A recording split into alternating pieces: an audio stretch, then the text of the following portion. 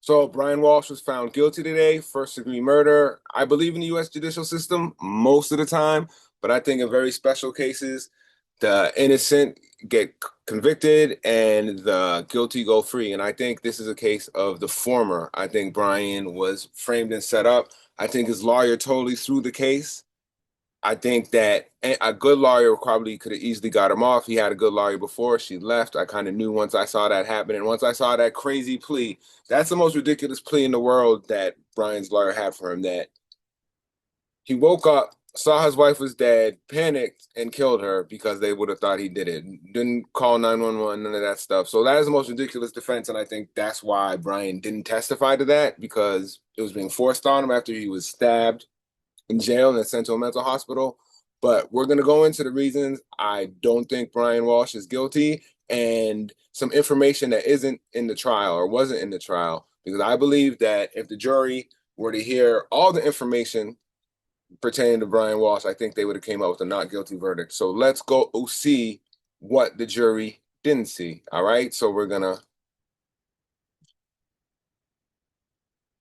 look at some of my notes on the trial. So it's a recap. So the first person we have is Nicholas Guarino, and he was the center to the kind of digital forensics, all the Google searches that kind of incriminated Brian. And so we'll take a look at him. And he was a witness for the prosecution. And I really think the defense really could have chewed him up and made his evidence not look credible, but they didn't. They did not. They were very softball with him. He has a kind of sketchy past. His credibility could be hurt, and he misrepresented information about Brian Walsh's son's iPad, which he admitted to in trial. He said the searches did not come from his son's iPad, but from Brian Walsh's iCloud account. But they determined that they didn't come from the iPad, but the iCloud, and that's important. So stay tuned, and we'll get into why that's important. All right. So this is why I think that Larry Tipton through the case. I think if he were to cross-examine Nicholas Guarino, he should have brought up previous cases he was involved with, including Karen Reed and Sandra Birchmore. Karen Reed was a huge viral case because of this dude Turtle Boy. But basically, in that case, a woman was found innocent of killing her boyfriend after the defense presented another theory that the boyfriend was killed by other cops, and then the cops tried to cover it up and frame Karen Reed. And he was a good lawyer, and we see that Larry Tipton did none of that when it comes to Brian Walshe. So let's look at the important information about Nicholas Guarino. So they say here that early state police investigations of Farwell's phones using data extracted by State Trooper Nicholas Guarino produced zero messages between Birchmore and Farwell. So Birchmore was a woman who was murdered, and people alleged was framed as a suicide. And Farwell was a police officer who was having an affair with her, who some people believe killed her. So he's covering up for this cop, just like people believe he did in the Karen Reed case when they were covering up for the cops who killed, I believe it was John O'Keefe, Karen Reed's boyfriend. All right, so that's the first thing to get off him. Then there's a lot of other stuff that Larry Tipton really didn't get into. So one thing he did that was good is that he got Guarino to talk about ransom note.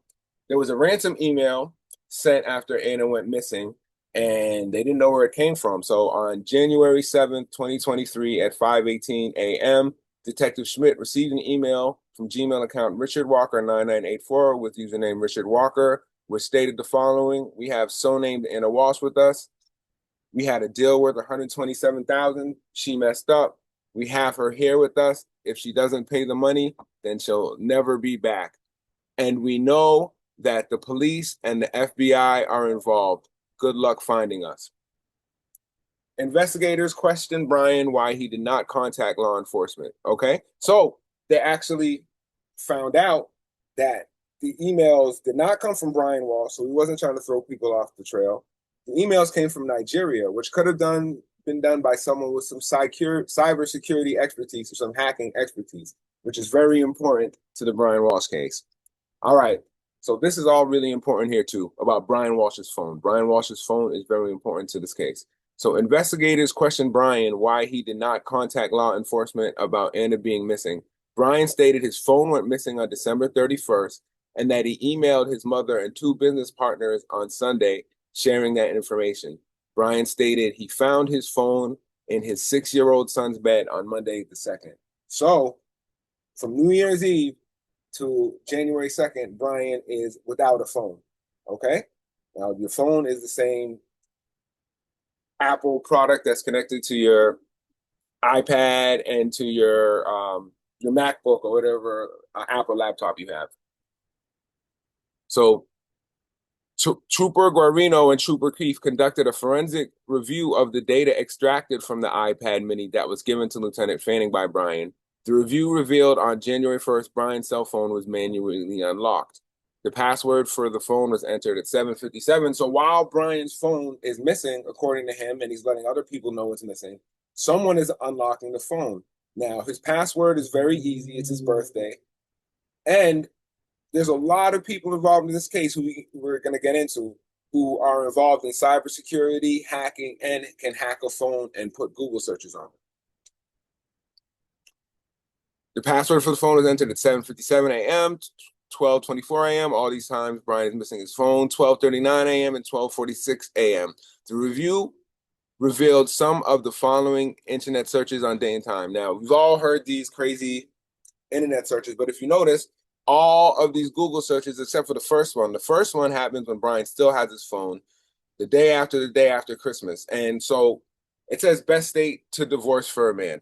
Now, that may seem like he may have a motive or he wanted to have a divorce, but what happened was on Thanksgiving, instead of coming home to Brian and her children for holiday, she goes on a holiday with William Fastow to Dublin, who she's having an affair with. Now, she has all the time in the world in D.C. to have an affair with this guy. And the few times she does have to spend with her family, she's also having an affair with this guy and spending time with him. And then on Christmas Eve, when you would think a woman would be home with her children and her husband, she is again spending time with William Fastow and doesn't get back to Cohasset to be with her family till midday on Christmas. So no Christmas Eve, no Christmas morning.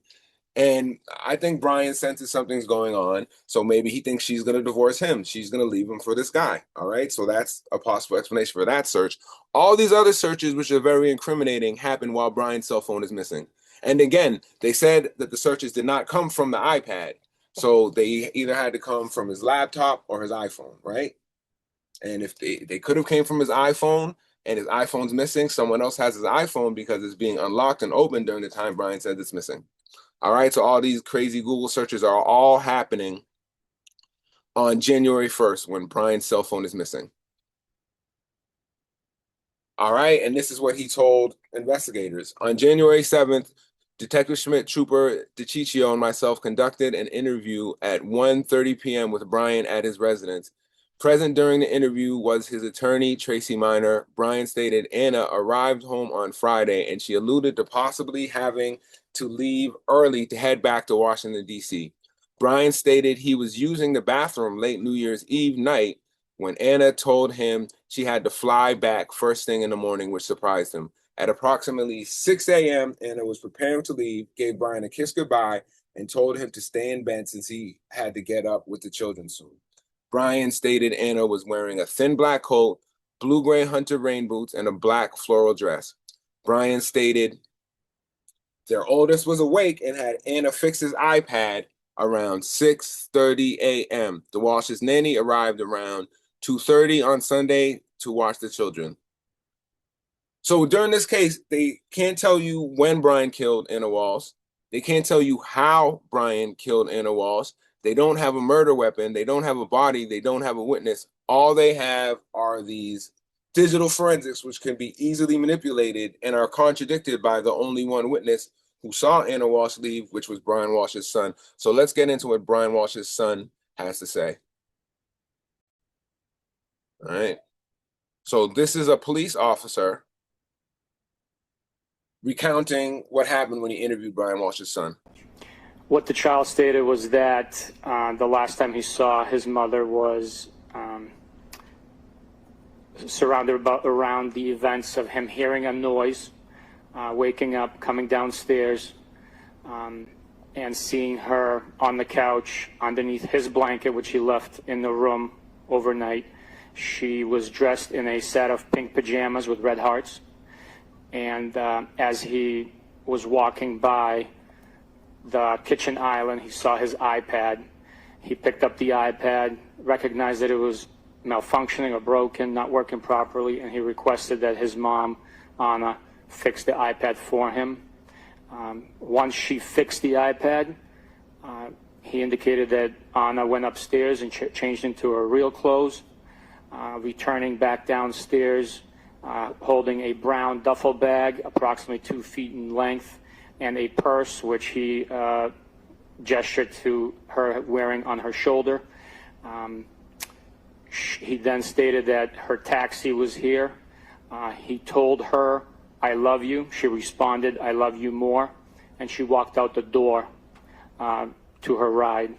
When asked if he saw the vehicle, saw the headlights for the vehicle, or saw her get into the vehicle, he stated he did not. Those are strictly his speculations. Obviously, he didn't use the word speculation.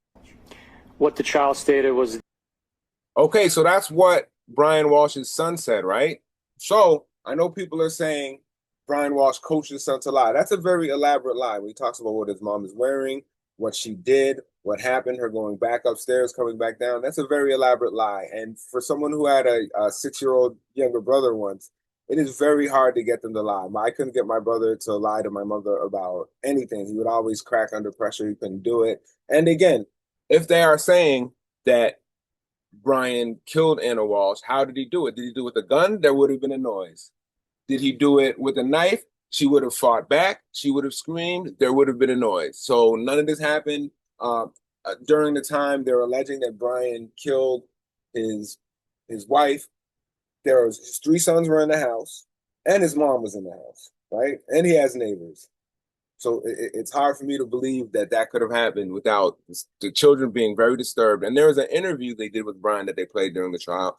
And Brian is basically trying to raise his 3 kids who all seem very happy while he's talking to police about his missing wife. They don't seem traumatized or anything. They seem very happy, very engaged. And Brian seems really puzzled, really surprised to find out about the searches on his son's iPad, which weren't on his son's iPad. So they're kind of misrepresenting the information. They're on the iCloud account, and Brian's cell phone was missing. All right. So then they say, subsequent analysis of the raw data indicated that Anna's phone was stationary starting the evening, January 31st, 2022 until 3:14, January 2nd, 2023. Initial analysis shows there are consistent data connections to the phone between the evening of December 31st, 2022 and 3:14 a.m. So someone is on Anna's phone during the time she's supposed to be dead. Who's using Anna's phone while she's supposed to be dead? Why is there a data connection, and why does it go on for almost a day after Brian supposedly killed her? No one's found Anna's phone. I haven't seen too much information on Anna's phone. I think that could disprove the whole taxi thing. Like everyone said she took a taxi or not. And maybe it wasn't a taxi. I know they checked Uber and Lyft. Maybe it was a car. Maybe someone else picked her up. You think they'd be able to catch it, prove or disprove it with Ring camera footage. All right. Now, this is also some funny stuff that happened. I don't know if this is a weird coincidence. So the same day that Brian was interviewed, about a week after Anna goes missing, a fire at a house formerly owned by Anna happened. And who knows, maybe she has stuff stored in this house. This is really weird. She goes missing, and a house she owned just 2 months before gets burned in the same week. Is that a coincidence or conspiracy? I don't know. You tell me.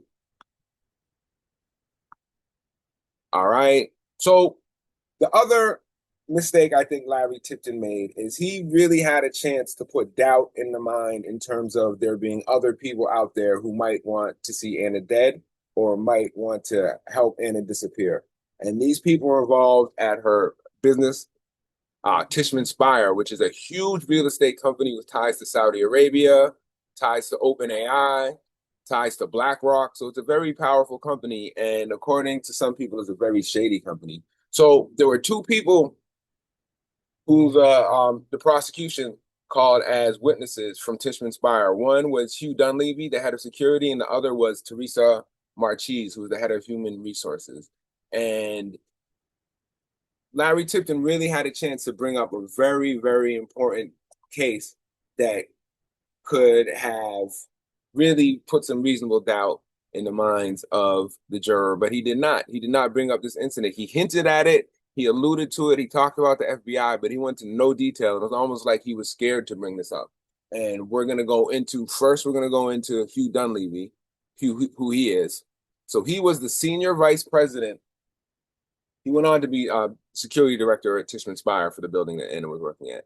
But before that, he was senior vice president for U.S. operations and chief security officer at Crisis 24, a Gardner company. And he would say, I bring in excess of 3 decades of U.S. federal law enforcement, U.S. military, and private sector corporate security and risk management expertise to Crisis 24. Duty of care comes in many forms. In July 2020, Crisis 24's response operation was notified by a client, a faith-based organization, that one of their missions in Nigeria and his family were targeted by Boko Haram and required immediate support. We were able to secure their location, assess their medical condition, and arrange for safe evacuation to the United States. That sounds like a spy movie where, you know, some heroic spies come to Africa and save the missionaries. But that's very, you know, this guy is on the kind of cusp between like Secret Service and CIA. In fact, he trained CIA agents at a cyber school. So he said, working alongside U.S. Secret Service agents, Tulsa Cyber Corps students have developed techniques for extracting evidence from burned or shattered cell phones. So these guys are very good at hacking and manipulating cell phones. Hugh Dunleavy, who heads the Secret Service Criminal Division, said in a written statement, more than 5,000 devices have been examined at the facility, he added.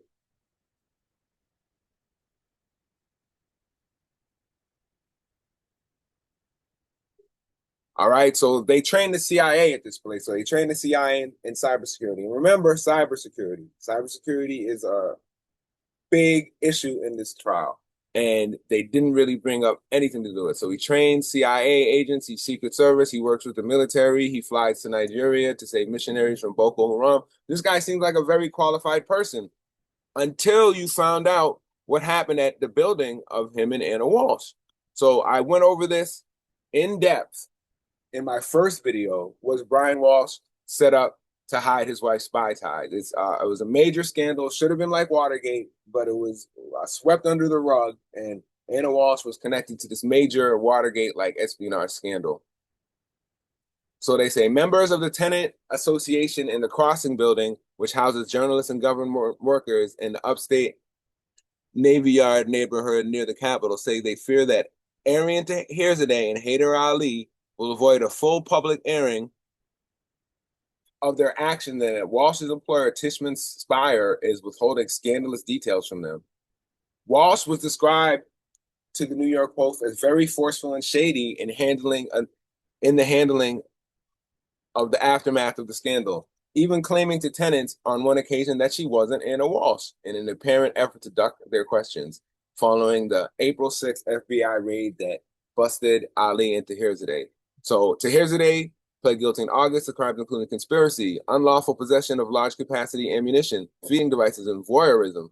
Voyeurism is when you watch people have sex. Ali pleaded guilty in October to conspiracy, bank fraud, and an unlawful possession of large capacity ammunition feeding devices. He will be sentenced February 24th. Tahirzadeh does not have a sentence date yet. So I went over what happened to them and then being sentenced in my last video is Brian Walshe and MK Ultra Patsy. So definitely check that out. I'm going to link it in the description and you can find out what happened to these so-called spies who only got very minimal time sentence. I think it was like less than 3 years and less than 5 years for a lot of very scary crimes that put national security at risk.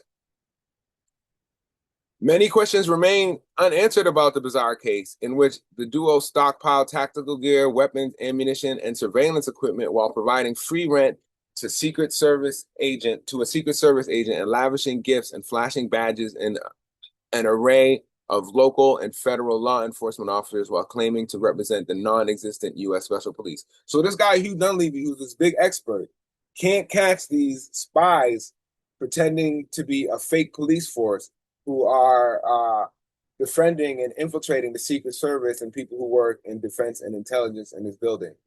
And they're doing all sorts of cybersecurity stuff that he's supposed to be an expert in, but he can't catch these guys. And He wasn't fired. He wasn't fired after this scandal, despite him letting this happen in his building. Neither was Anna Walsh. Neither of them were fired. Anna Walsh was given a bonus.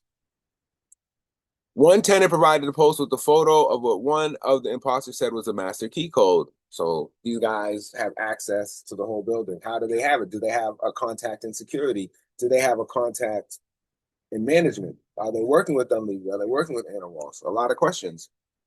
And one woman said, I am very concerned about the voyeurism allegations after the men pled guilty. I attempted multiple times to gain information regarding which areas and units have been impacted and if mine had been one of them, but never received any answers, a female member of the tenant association said.